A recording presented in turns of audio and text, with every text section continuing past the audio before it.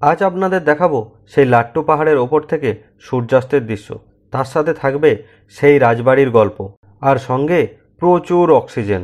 চলুন তাহলে ঘুরে আসি শিমুলতলা, বাঙালির সেই নস্টালজিয়া।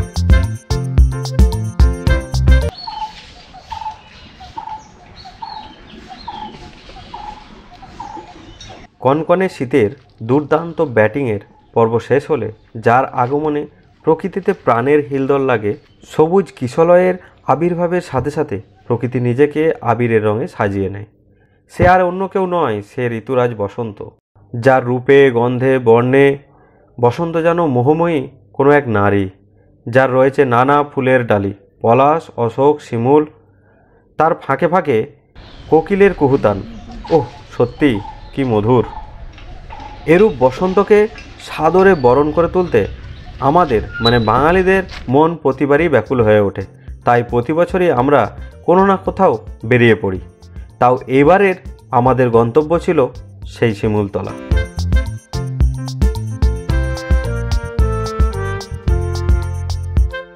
বাক ব্যাপারটা দেখুন, শিমুলতলা স্টেশনের এই 2 নম্বর প্ল্যাটফর্মের পাশেই রয়েছে, 1 নম্বর প্ল্যাটফর্মের পাশে রয়েছে এরকম একটা বড় শিমুল গাছ, মস্ত বড়। তাতে কমপক্ষে 10-15টা মৌচাক রয়েছে, আরও বেশি তবু কম নয়। দেখুন, প্রত্যেক জায়গায় ডালে ডালে বড় বড় মৌচাক। বাঙালির পশ্চিমের দেশকে অর্থাৎ স্বাস্থ্যোদ্ধারের জন্য এই শিমুলতলাকেই বেছে নিয়েছিল। ভৌগোলিক দিক থেকে দেখতে গেলে এটি বিহার রাজ্যের জামুই জেলার অন্তর্গত একটা ছোট্ট হ্যামলেট অর্থাৎ বিচ্ছিন্ন গ্রাম। বিভিন্ন আর্থসামাজিক দিক থেকে যার গুরুত্ব হয়তো অনেক কম, কিন্তু যদি কেউ প্রকৃতির করে একান্তে কিছু সময় যাপন করতে চায়, কর্মব্যস্ত মনকে পুনরায় উজ্জীবিত করতে চায়, তাহলে শিমুলতলা হবে বেস্ট ডেস্টিনেশন।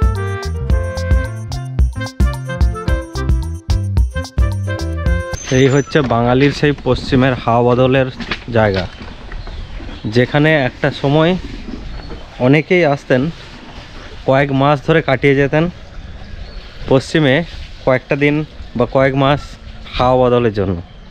শরীর স্বাস্থ্য ভালো করার জন্য এই জায়গাগুলোতে বাঙালি বাবুরা অনেকগুলো এরকম কুঠি বাড়ি গড়ে তুলেছিল।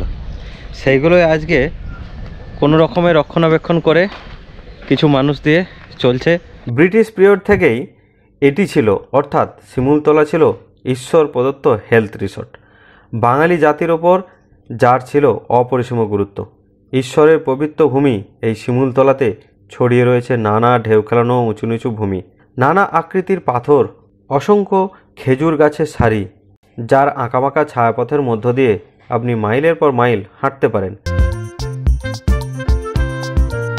আর এটা না বললেই নয়, এখানকার খনিজ সমৃদ্ধ কুয়োর জল পান করার পরও আপনি ক্ষুধার্ত বোধ করবেন।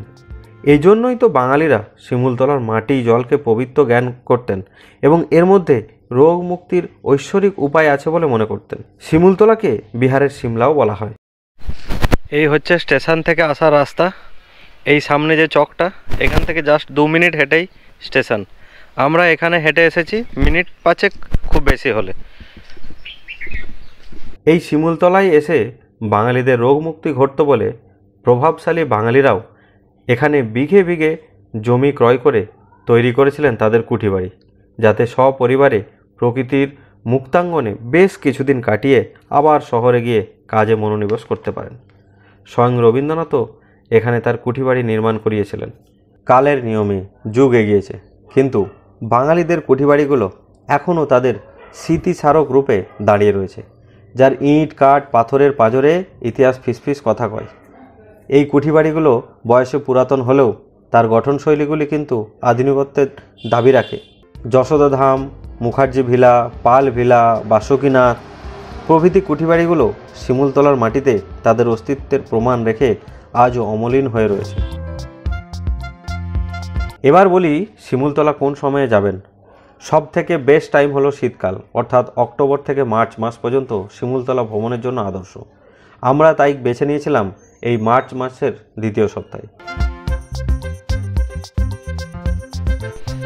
এই হচ্ছে আমাদের আজকের আস্তানা, শিবাল ভবন। শিমুলতলার এই কুঠিবাড়িগুলোর উঠোনে শুয়ে তারা ভরা পরিষ্কার মেঘমুক্ত আকাশে চোখ রেখে আপনি উপভোগ করতে পারবেন মোহময় রাত্রির মায়া। এই হচ্ছে শিমুলতলা স্টেশনের বাইরে আমি দাঁড়িয়ে আছি এই মুহূর্তে। শিমুলতলা, যেটা বাঙালির নস্টালজিয়া। এই হচ্ছে স্টেশনের ব্যাকগ্রাউন্ড, আপনাদের দেখাই। এটা হচ্ছে স্টেশনের 1 নম্বর দিকের প্ল্যাটফর্ম। স্টেশনের বাইরে এই হচ্ছে টিকিট কাউন্টার, এই হচ্ছে ওভারব্রিজ, নতুন একটা ওভারব্রিজ তৈরি হয়েছে এদিকে, ওটা র্যাম্প আছে। আর এই হচ্ছে এন্ট্রান্স। এখান থেকে এদিকে রয়েছে অটো স্ট্যান্ড বা টোটো স্ট্যান্ড। এখান থেকে আপনারা টোটো বা অটো নিয়ে চলে যেতে পারেন পালভিলা বা অন্না রিসর্টে, এই 1 নম্বর প্ল্যাটফর্মের দিকে। এইদিকে আসতে হবে, মানে অন্না রিসর্ট বা পালভিলাতে যদি বুকিং থাকে তার 1 নম্বর প্ল্যাটফর্মে আসতে হবে। আর যদি আপনার যশোদা ভবনে বুকিং থাকে তাহলে আপনাকে 2 নম্বর প্ল্যাটফর্ম থেকে ওইদিকে টোটো নিয়ে যেতে হবে বা অটো নিয়ে যেতে হবে। কারণ আমরা যেহেতু ওই দিকেই ছিলাম 2 নম্বর প্ল্যাটফর্মের দিকে, আপের ট্রেনগুলো কিন্তু সব 2 নম্বরেই এসে দাঁড়ায়। তো 2 নম্বর প্ল্যাটফর্ম থেকে আমাদের যেতে হবে কিন্তু যশোদা ভবনের দিকে, মানে 2 নম্বর প্ল্যাটফর্ম থেকে যেতে হবে। এদিকে অনেক কুঠি বাড়ি আছে আশেপাশে। এদিকে এই রাস্তাগুলো আমরা হেঁটে ঘুরবো, দেখাবো আপনাদের। শিবল ভবন শিমুলতলায় এসে ঠিক এইরকম বাঙালি বাবুদের যে বাড়ি, আগেকার দিনে যে বাঙালি বাবুরা এই 10 বিঘা 20 বিঘা 50 বিঘা জায়গা নিয়ে এরকম অনেক বড় এরিয়া জুড়ে শুধুমাত্র হাওয়া বদলের জন্য এখানে এরকম কিছু কুটি বাড়ি নির্মাণ করেছিলেন। সেই বাড়িগুলোতেই আজকে মানুষ এসে কয়েকটা দিন কাটিয়ে যায় এবং সেই শিমুলতলার পুরনো ঘ্রাণ নেওয়ার চেষ্টা করেন। আমরা থাকবো আজকে এই বাড়িতে, এই শিবল ভবন, যেখানে একবারে নিস্তব্ধ, আমরা ছাড়া আর কেউ নেই। আছে শুধুমাত্র কেয়ারটেকার, ওনারা এখানেই থাকেন, বসবাস করেন। ওনাদের একটা রুম, আমাদের একটা রুম, সবে মিলে মোট 3টে রুম আছে। ওনারা 2টো রুমে থাকেন, আমরা একটা রুমে থাকবো। তো জলের ব্যবস্থা, বাথরুম, এই সমস্ত কিছুই আছে, তবে গিজার নেই। এরকম আম বাগান, কয়েকশো আম গাছ আছে। আর দেখুন কত সুন্দর কিচিরমিচির পাখি ডাকছে, সূর্যের আলো পড়েছে, সারা দিন রোদ খেলে বেড়ায় এই জায়গায়। কলকাতা থেকে আসার একমাত্র ট্রেন হচ্ছে মোকামা এক্সপ্রেস, যে ট্রেনটা রাতের বেলা ভালোই আসে, বাট অনেক স্টপেজ বেশি। কিন্তু উপায় কিছু নেই, কলকাতা থেকে মানে হাওড়া স্টেশন থেকে রাত্রে 11টা 20-তে ছেড়ে এখানে সকাল 6টা 30 মিনিটে এসে পৌঁছায় শিমুলতলা স্টেশনে। ডিরেক্ট ট্রেনে আসতে চাইলে এই ট্রেনটাই সুবিধা।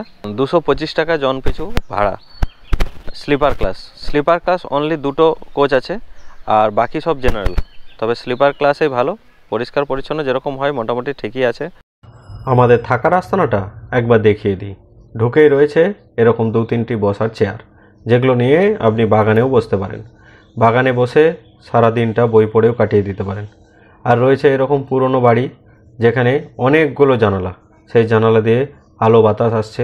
ওপরে কড়ি কাঠের বর্গা, রয়েছে একটা ফ্যান, এরকম একটা ডেস্ক। টিভি নেই, টিভি ছাড়াই আপনাকে কাটাতে হবে কয়েকটা দিন। আর রয়েছে এরকম মোবাইল চার্জিং পয়েন্ট, তার সাথে রয়েছে এরকম একটা ছোট্ট বারান্দা, সেই বারান্দায় বসেও সময় কাটাতে পারেন।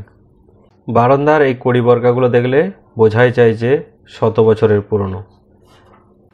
বারান্দা থেকে পুরো বাগানটা সামনে দেখা যায়, সেই বাগানে সারাদিন রোদ খেলে বেড়ায়। যাই হোক, এখানে আমরা ফ্রেশ হয়ে আমরা আমাদের টিফিন করার জন্য একটু বাইরেই চলে এলাম। ব্রেকফাস্টটা করতে হবে, সেই সকাল সকাল ট্রেন থেকে নেমেছি। রুটি আর তরকারি দিয়ে ব্রেকফাস্টটা করলাম। তারপর রুমে ফিরে এসে একটু রেস্ট নিয়ে দুপুরের খাবার খেয়ে আমরা বেরিয়ে পড়লাম একটা অটো নিয়ে বেলা 2টোর দিকে। এখানকার বেশ কয়েকটি স্পট রয়েছে, সেই স্পটগুলো একটু কভার করার জন্য প্রথমেই চললাম ধারারা ফলসের উদ্দেশ্যে। যেতে যেতে চোখে পড়ল বিভিন্ন বিচ্ছিন্ন গ্রাম, তার সাথে উঁচু নিচু ঢেউ খেলানো ভূমি, এক কথায় মালভূমি অঞ্চল। আর রয়েছে প্রচুর পলাশ গাছ, তাছাড়াও আরও বিভিন্ন রকমের গাছগাছালিতে ভর্তি। পুরো কালো সুতোর মতো রাস্তা চলে গেছে এঁকে বেঁকে অনেক দূরে বহু প্রান্তরে। হালকা শীতের আমেজ গায়ে মেখে এই অটোয় চড়ে যেতে যেতে বেশ ভালো লাগছিল।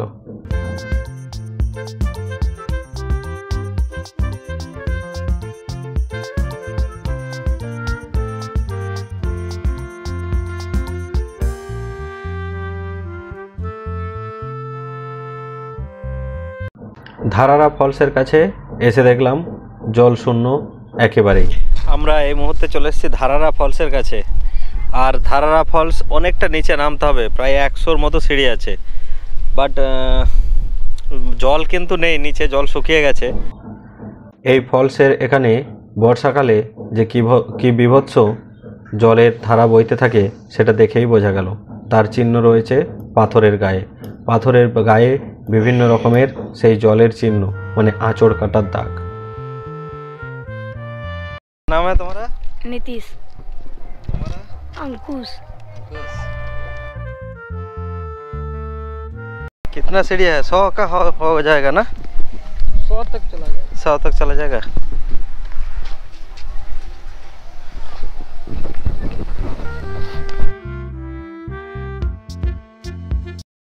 শিমুলতলা থেকে ধারারা ফলসের দূরত্ব 10 থেকে 12 কিলোমিটার হবে।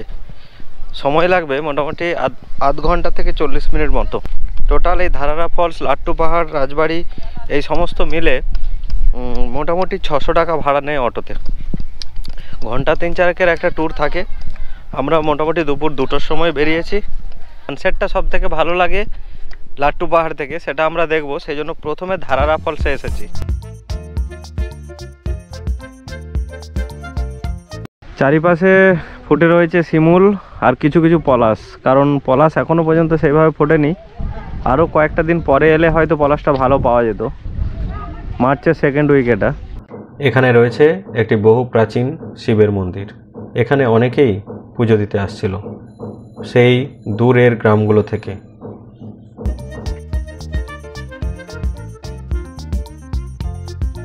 ধারারা ফলস দেখে আমরা ফিরে এলাম লাট্টু পাহাড়ের কাছে।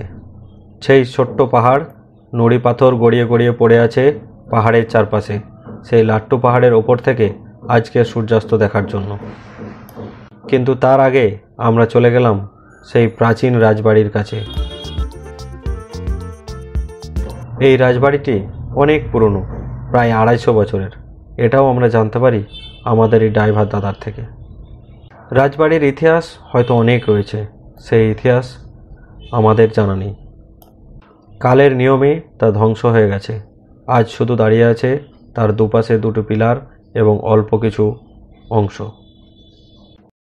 का जो है ना, जमाई जो है ना, वो अचानक वो रात में आया उसको दरवाज़ा जो अचानक खोला, उसको कुत्ता ने पकड़ लिया उसको और जमाई को मार दिया। यहाँ कुत्ता मार दिया, इसीलिए वो बेचारा, वो दादा लोग सब यहाँ से चला गया। अच्छा, और इधर सब बाउंड्री है ना? हाँ, ऐसा सब बाउंड्री था। ठीक है, वो बाउंड्री है। 250 बीघा जमीन का ये बड़ी है। कितने साल का पुराना है? और 250 बच्चर से कुछ ज़्यादा होगा, इससे कम नहीं होगा, क्योंकि सब भांगा हो गया है। हाँ। हम लोग तो टूरिस्ट घुमाते हैं, दादा लोग बोलता है कि चलो राजबाड़ी, लट्टू पहाड़, धारारा फॉल्स सब घुमा देते हैं हम लोग तो ऑटो ड्राइवर, तो जहाँ बोलेगा जाना ही पड़ेगा, टाइम दे करके घुमाते हैं। রাজবাড়ি থেকে দূরে সেই ছোট্ট পাহাড় বা টিলাটাকে দেখা যায়, যেটি হলো লাট্টু পাহাড়। সেখান থেকেই দেখব আজকের সেই সূর্যাস্ত এবং দিনের শেষ। লাট্টু পাহাড়ের ওপরে রয়েছে একটি শিবের মন্দির। এই মুহূর্তে লাট্টু পাহাড়ের ওপরে আমরা, আর ওই হচ্ছে দূরে এই যে সরু কেচোর মতো রাস্তা চলে গেছে, ওই দূরে রাজবাড়ি। পাশেই এখানে রয়েছে একটা ন্যাচারাল লেক। আজকে শিবরাত্রি আছে, সেই জন্য শিবরাত্রির জন্য অনেকেই কিন্তু এই ওপরে শিব মন্দিরে পুজো দিতে এসেছে।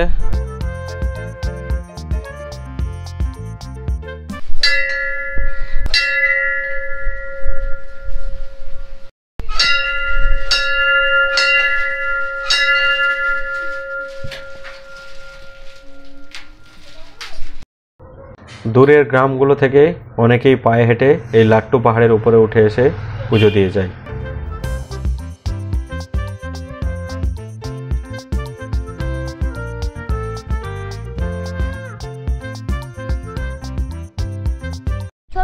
অসাধারণ একটা সূর্যাস্তের সাক্ষী হলাম আমরা।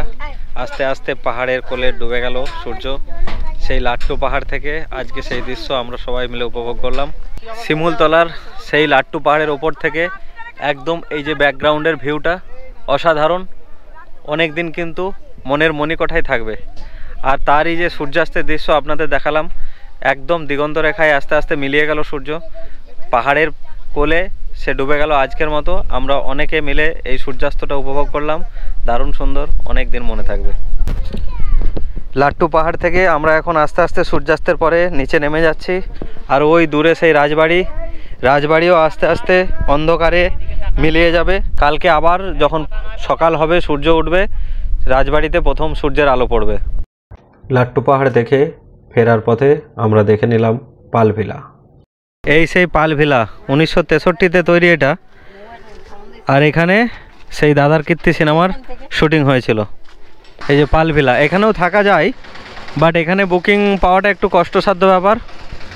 সেই তরুণ মজুমদারের বিখ্যাত সিনেমা তাপস পাল ঠিক এই জায়গায় দাঁড়িয়েই কিন্তু শুটিংটা হয়েছিল। শিমুলতলায় আজ আমাদের দ্বিতীয় দিন, অর্থাৎ প্রথম দিনের পর দ্বিতীয় দিন আমরা সকালবেলা বেরিয়েছিলাম একটু মর্নিং ওয়াকে, অর্থাৎ শিমুলতলাটা বা সেই ছোট্ট হ্যামলেটটাকে একটু ঘুরে দেখব পায়ে হেঁটে।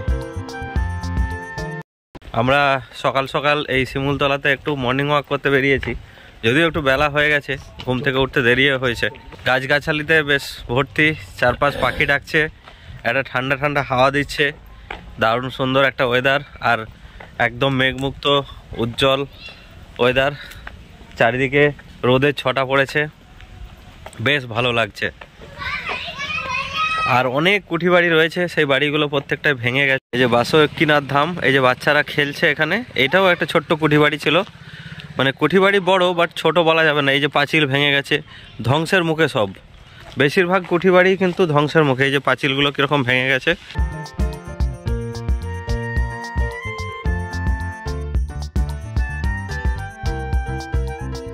বেশিরভাগ বাড়ি সব ভগ্নপ্রায়, যেখানে মনে হচ্ছে পরিচর্যা নেই, সেই জায়গার মেনটেন্যান্স নেই ঠিকঠাক।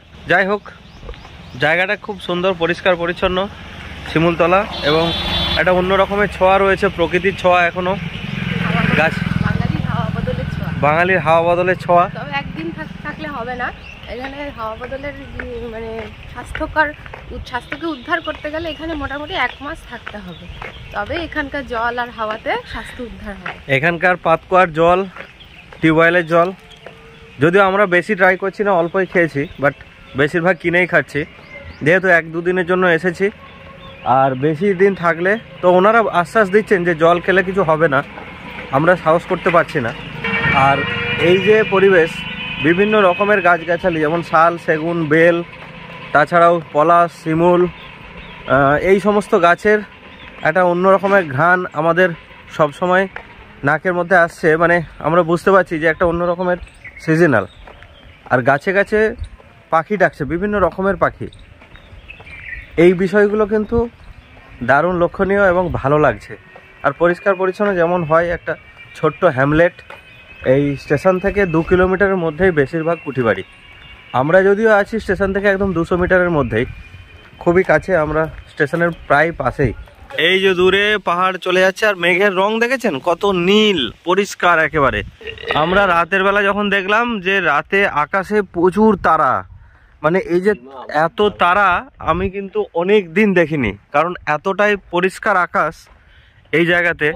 এই হলো সেই যশোদা ধামের সামনে আমরা এসে গেছি, যেটা শিমুলতলার এখন কুঠিবাড়ির মধ্যে অন্যতম এবং সব থেকে ভালো অ্যাকোমোডেশন। আমরা যদিও পাইনি, কিন্তু আমি বারবার রেকমেন্ড করব যশোদা ধামেই থাকার, কারণ এখানে যারা থেকেছেন বা এখানকার যারা কেয়ারটেকার যিনি বজরঙ্গি ভাই, ওনার ফোন নম্বরটা আমি দিয়ে রাখবো, ওনার সাথে কন্ট্যাক্ট করে আসবেন। এটা বেশ পরিষ্কার পরিচ্ছন্ন এবং ভালো। এই হচ্ছে যশোদা ধাম, আমরা পারমিশন নিয়ে ঢুকেছি। এখানকার গাছগাছালি এবং পরিবেশটা বেশ ভালো। টোটাল 20 বিঘা এরিয়া জুড়ে এই সম্পত্তিটা রয়েছে।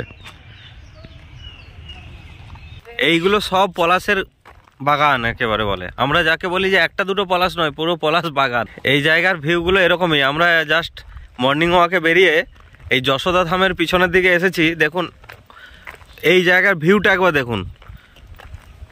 আমরা এরকম ভিউ পুরুলিয়া বা এইরকম জায়গাতেই দেখেছি, এখানেও ঠিক এরকম ভিউ আছে। আর পলাশের কুড়িগুলো এখন এই যে হয়ে আছে গাছে, কালো কালো কুড়ি হয়েছে, বাট এখনো সব ফুল ফোটেনি। দু একটা শাখায় শাখায় ফুল ফুটতে শুরু করেছে। আর এই রাস্তাটা সুন্দরভাবে আঁকা বাঁকা ভাবে চলে গেছে। শিমুলতলায় এই 100 বছরের পুরনো দোকান গুপ্তা সুইটস। স্টেশনের 1 নম্বর প্ল্যাটফর্মের বাইরেই পাবেন এই গুপ্তা সুইটস। এখানকার জল আবহাওয়া যেমন ভালো, সেরকম গুপ্তা সুইটসের মিষ্টি এবং কচুরি বেশ নামকরা। এখানকার ছানার মুড়কি তো দারুণ সুন্দর, আমরা প্রত্যেকটাই টেস্ট করেও দেখেছিলাম, আপনারাও দেখতে পারেন। সেটা হচ্ছে গুপ্তা সুইটসের। দারুণ, মানে ছানাটা ভেতরে কিন্তু অতটা রসের আধিক্য নেই, বাইরেটা যতটা রস আছে, আর খুব বেশি মিষ্টিও নয় খেতে, মানে যে মুখে দিলে একটা অন্য রকমের টেস্ট। আমি কিন্তু প্রথমবার খেলাম, তাও শিমুলতলায় গুপ্তা সুইটসের, বেশ ভালো লাগলো। এলে কিন্তু এটা অবশ্যই ট্রাই করবেন, আর এখানকার কচুরিও বেশ ভালো। আমাদের টোটাল 1 রাত্রি 2 দিনের শিমুলতলা সফর এখানেই শেষ করছি আমরা। আপনারা ভিডিওটা এই পর্যন্ত দেখে থাকলে অবশ্যই লাইক, শেয়ার আর আপনাদের মতামত অবশ্যই জানাতে ভুলবেন না।